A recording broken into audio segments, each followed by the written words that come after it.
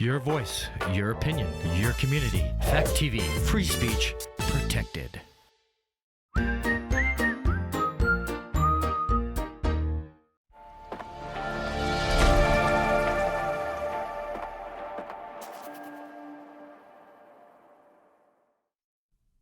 Go. Okay, we're back. Kind of, sort of, little stumble and bubble up started. Nobody knows because we're recording now. I know. So nobody knows. Nobody knows that was a mess. Welcome to Spotlight Keene. I'm Chris Coach. I'm Randy Filio. And we're going to just be catching up. It's going to be a short version. My apologies. It's on me today. Just had some meetings, so it just cut into the overall show. But let's get going here. But let's rock and roll for half an hour. First and foremost, I want to say to all those individuals that work dispatch, whether it's the sheriff's dispatch, whether it's the Keene Police dispatch, or Southwest Fire Mutual Aid of New Hampshire, thank you for what you do. You play a critical role in that communication. Have you gone there and watched those, Chris? Yes, I have. It's like amazing. You know, especially when like there's a major fire and they're just staying so calm. And but you're working people through crazy. One of the most horrific moments of their lives on a lot of these occasions. Yep. And so you're walking with them, and you are saving lives at the same time on some levels by the actions you're doing. And they're so calm about it. Like, I hear you, stay with me, kind of.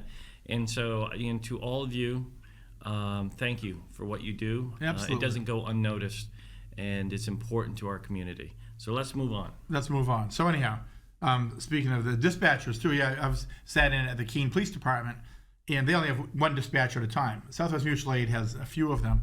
The Keene Police has one, and I've sat behind it one night when I was riding in, and I had to take a break, and it's just amazing. Yeah. Just, these calls are all coming in, and the police chase is going on, something going here, and she was just so matter of fact. Okay, everything's good. And I'm like, and so a lot of times they're the ones that are after hours answering people coming into the station too. Right. Yeah. Somebody's walking in. Yeah. Crazy stuff. Nope. Wouldn't be for me.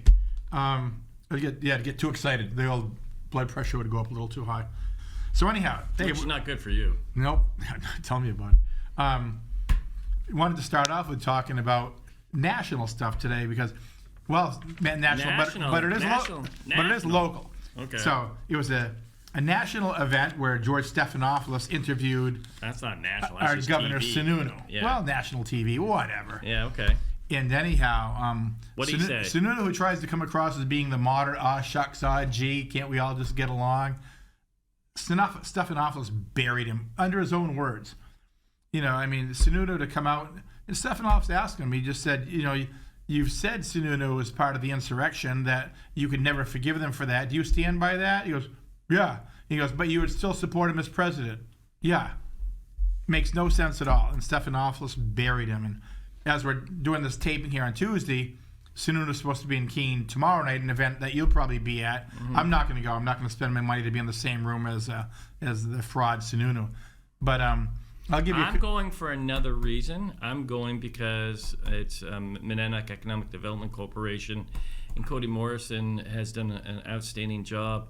As we ride through this, whoever the keynote speaker is what it is. But he shouldn't be keynote speaker. But the bottom line is that what the work they've done over the last few years as we try to get through this storm. I applaud Southwest Regional Planning Commission, Monadnock Economic Development Corporation, and the Monadnock Collaborative for Chamber of Commerce for what they're doing, because it's all of them combined. Yep. Is making a difference for our community, and it's one of the reasons why we, while others are struggling, it's not that we're not struggling, but we have a better fighting chance because of what everybody's doing out here. It's too bad they invited Sununu. But I know, Chris, you can ask some pointed questions of him, like, what the hell are you thinking? Something like that, But, yeah, man. So anyhow, that was interesting, and it's also going to be interesting now that Sununu's true colors have come out, and Kelly Ayotte's kind of riding on his coattails. That's not going to go over well. I think this. And the primary will go over great. Well, the primary, yeah. It's already over. Right. Is that what you're saying? Yes. Yeah. Okay. When it goes to the general election. Yeah. That's going to be an interesting political year, man. It's going to be a hell of a ride. Anyhow, locally, and suddenly and somewhat surprisingly, our fire chief Don Farquhar resigned kind of abruptly yesterday. Yep, I heard about that. There's always a little bit more behind the story, which I don't know yet. I'm sure we'll find out. But it could be just he decided he just had enough of it and is going back to his hometown in Connecticut. And I know he had trouble finding a house here. That was one of the issues that he had. I know he was renting, but So you're telling me it's abrupt? it was very abrupt. Okay. We get an email from the city manager just saying he's decided to resign and leave. So deputy. So is he done today? Like, was he done yesterday? Done. Like, he gave notice yesterday, and he was done yesterday. It was. I think he talked about it yesterday. It was dated as of Monday. So he might have thought about it over a while too, and just said, Yeah. you know what, I'm just for multiple reasons. I'm just Doesn't give you guys a lot of transition time. That's the only thing I'm talking about. Well, it's in a way we're fortunate. We just hired a fire marshal. His name is Rick Wood. I mean, he's come on. He's been a fire chief. He's been a fire marshal. He's been a fire warden. He's been a housing inspector. He's done everything. Yeah. So we have somebody on board that he won't be the fire chief, but we get enough experience there where I'm sure. Deputy chief too? Huh? Is your deputy chief the Deputy Chief Martin? Is he local? Yes. Oh, He's good. been on- I like local. Him and I were on actually the Call Fire Company a couple decades ago together. And, So is he old? He Like worked you? his way up. He's actually a little younger than I was. I was in my mid-40s at the fire academy. Okay. I was the old guy there, and no, he worked his way up through the ranks. He's a real nice guy. Yeah. Real nice guy, and he'll, like they said, he'll be working with the city manager to make sure there's a true smooth transition, and he's running the ship because basically he'll be in charge. But like I said, the fire marshal Rick Wood, just timing, and I'm sure he'll help run the show while we look for a new fire chief. So, I'm sure we'll look from within and we'll look from out of the area like we always do, and the best candidate will get hired. So, so that's interesting. And speaking about the Keene Fire Department, I was just reading in the yesterday Sentinel that the insurance company for the old cobblestone ale house that burnt down has filed a complaint against the previous owner. I guess a company that used to do work on the Friolator, which was the cause of the fire. So No, wait a that's second. kind of come back again. So the owner of the place that was owning it when it burnt down, Right. has filed a complaint. No, the insurance company filed a complaint against the owner because I guess they paid the owner insurance claim. And I guess if you read between the lines, the insurance company wants their money back. Well, why would they give it? I mean, I don't know. What leg does the insurance have to stand on when you give the money after? You don't just give the money. You don't give the money. You have somebody go out there. There's you an get all the investigation, reports. yep. They do an investigation. So I don't know. That's odd to me. Maybe they heard something after the fact. Maybe. I don't know. Maybe. But insurance. Well, think about it. The guy that owned the property got the insurance. Then he sold the property. Right. I mean, he did pretty good. Yeah. And so that's going to be an interesting to watch because I don't see what grounds this insurance company has to stand on unless they have clear evidence of something. And guess what? That may have a reflection back to the city because Don't know. Because if he's going to, I mean, are they? Wow, where are they going with it? I have no idea. That's interesting. Well, when you think about it, insurance companies really are lawyers.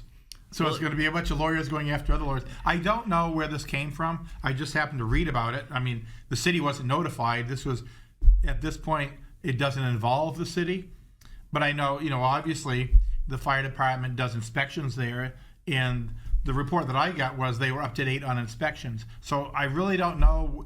The insurance company obviously heard something from somebody. But the fire relator's the thing that caused the fire? Right. Yeah. And how that happened? Don't know.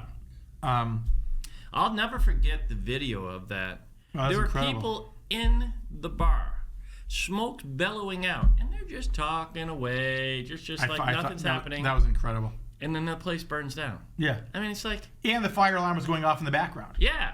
And they're still sitting there trying to finish their beer. Yeah. I'm like, that number at 911, somebody might want to call that number at this point. That was crazy. The video's still on YouTube, too. That's nuts. Yeah, it's on fire. I haven't finished my beer yet. Yeah. Priorities, Yeah. So anyhow, that's in the news, and Yeah, I'm sure it'll work its way back around, because when insurance companies get involved and start, going after money, Yeah, interesting. and I'm just assuming that we'll probably hear something. But So we'll see. So it's probably too early to say this, but what's the next step? Will you guys create a national search for the fire chief? More than likely, yeah. Yeah, this is when How long was Chief Howard here? oh well, he was a career firefighter for Keene. Understood, but how long was he chief? A few years. I think it was just a few years. Because Gary Lemmer was before him, and he was here for a little bit. Yeah. And once Because you've had two chiefs that have left rather quickly. Am I wrong? No. Howard, and once again, Howard had been here his whole career, and So this was like a finishing point it was for just him? it was just time. He had just Yeah. had enough. And when Farquhar was hired, he wasn't hired to be chief. He came up as a deputy chief. Correct. And Howard retired, and he just happened to be right there. And there was a whole inspections thing going on where they needed to get updated equipment for inspections, and Yeah. you're just the right person at the right time. And now I think it'll be okay. Slow down, and you're right. It'll be more than likely a nationwide search. Yeah. And bring in somebody, unless but hey, we might find somebody that's in the department now that's a lieutenant or whatever, and might be qualified. You can't rule that out. But so when I say nationwide search, that also includes locally. It includes your local people, and maybe some local fire departments around us. Maybe you have an officer in a department near us that's qualified to be chief. So, it'll be done methodically. No doubt. I mean, one of the great things you've done recently is put Andy Bohannon in as an assistant City manager. City manager. I think that's a great choice. I think he brings a lot to the table. Yep. And again, I'm always biased to these us bringing Local. I agree. I mean, if you look at, I apologize, I cut you off. Go ahead. Yeah, I was cutting me off, but I forgot what I was going to say anyhow. So keep going. No, but just because a national search occurs doesn't mean you don't end up local. Right. I mean, if you look at when former Superintendent Van Wickle left, we did a national search, but we ended up with Doug Yosway as superintendent, and couldn't be happier. Yep. And he's a local kid. Yep. I'm a prime example of doing a national search, and they end up with me. What they were thinking, I have no idea. Yeah, but, we don't even want to go down that road. But you get those two, and then there's others that we've gone out and we've stayed local just because that was the best choice to move forward. So I'm not saying that you have somebody that could step into that is local, Martin or whoever it is, but it will be interesting to see how it all plays out. Yep. I mean, if you look at the Keene Police, it's been in-house for quite a while, and of course now it's just hard to find officers anyhow. But the police department, and they know Keene. You're a police officer coming up through the ranks, and Keene. And once you make it to that point where you're going to be a lieutenant, captain, and then chief, you really know your stuff and you really know your city. Is there any captains that could step into that role? I don't know. Yeah. I don't know at this point. There's been a lot of transition through the years of people moving up. I don't know. And like I said, there'll be a search committee, and that's always good about it too. You just don't go out with one person and say, hey, this person looks good. Yeah. There'll be a search committee, and you'll have more than one set of eyes and ears, doing the hiring. So I'm sure this one will be done very methodical. And things change over the years. As we saw in the last couple of years when they talk about inspections had fallen behind and the equipment was a little antiquated. And that's what, Don Farquhar did a good job upgrading all of that. And I think whoever the chief is that comes in next, Don Farquhar did a good job setting that part of it up. Mm-hmm. So I wish him well. He's going back home. Sometimes going home is what you need. Yeah. Go back to familiar, green pastures. Just to have that on the 2.5 years where he's been away from his family. I mean, every other weekend, I think it was that he would his wife would come up here. I talked to him about it at one point, and they were looking at, and the last I talked to him, which was, about this issue was when we were doing the charity fundraiser for MoCo Arts, and we got into a discussion about It's like, yeah, he's trying to see if there's a, house that would fit just right, and it's just interesting. Housing, once again, housing is tough. But I mean, he was actually, he retired from a department down in Connecticut and then kind of, reactivated himself, to come up here. Word is he's going back to school to get a doctorate. Yeah. And maybe he will. That's one thing about being a firefighter. You can retire after 20 years, 25 years. You'll still be a young man. And you can either just step back and do something else, or, like in his case, he'll probably get his doctorate, and who knows, maybe he'll be a fire marshal, a fire inspector. I don't know. Yeah. I wish him well. I will tell you this one thing about him that I know of is that his work ethic was pretty. He put in a lot of hours. He put a lot of hours in. Yeah, well, it's one of the things that he was actually, they kind of mentioned to him when he came in, because there was a lot of work to be done as far as like the inspections and the new equipment and things. And he was always there. He would show up at a lot of calls. He really wanted hands-on to see what was going on. And he was really burning the candle at both ends for a while. And that could be part of his retirement too. It could be just, he's like, man, I'm tired, like I am every day. Yeah. And but I wish him well. Onward we go. Yeah. Fire department's well trained. They're very professional. They've had their hiccups and their bumps in the road, but it'll work out fine. So yeah, Rick Wood's he's on board now. Like I said, he's a fire marshal, but he's also done code enforcement. He'll be overseeing the code enforcement of the fire department and of inspections on the 4th floor. They will both. Where will he be stationed at? City Hall. City Hall? Yeah. Okay. And, that's one of the complaints that's gone on for a long time, that you had fire code and then you had building code. So and they were two separate people. Yeah. Now it goes to one person. It'll smooth the process. Do you bring the code people over there too from the fire side? Basically, he'll be talking to both of them. So they may still be over at the fire department, but he's spaced out of there, and okay. He'll probably just make a phone call across the street to the fire department and have the code guy come over, and we're gonna have a meeting, because the fire code and the building code, sometimes they weren't on the exact same page. They interpreted it differently. Now there'll be no interpret it differently, because like I said, he's done both. He's done code enforcement and he's done fire code. So. Well, I think it's a smart move, as in, you talk to developers, and developers have clearly said through the years, can they be on the same page? Yeah, they said Keene's a tough place to do business. Can they be on the same page? Yep. And I know Med Kapitsky did a lot of trying to bring that together too. So maybe they're heading in the right direction. And you had people at code enforcement at City Hall and fire code. They both came up through the ranks. People get territorial. Mm-hmm. Our way is the best. So. It's change. We need, sometimes you need change, and that was one of the places that we felt change was needed. Speaking about change, it's going to cost you a lot more than change to go to the Democrat spaghetti dinner this year, Chris. How much is $75. $75. Wow. Now, these were Democrats. Democrats are the ones that are supposed to be with no money. And you and I remember when the spaghetti dinner, it was spaghetti A because it's inexpensive. That was the whole purpose of having spaghetti. And it used to be at the high school, and you'd have a bunch of volunteers cook it. Oh, Mike Blastos would come in, right, and his crew, and they'd make it, and it was about $11.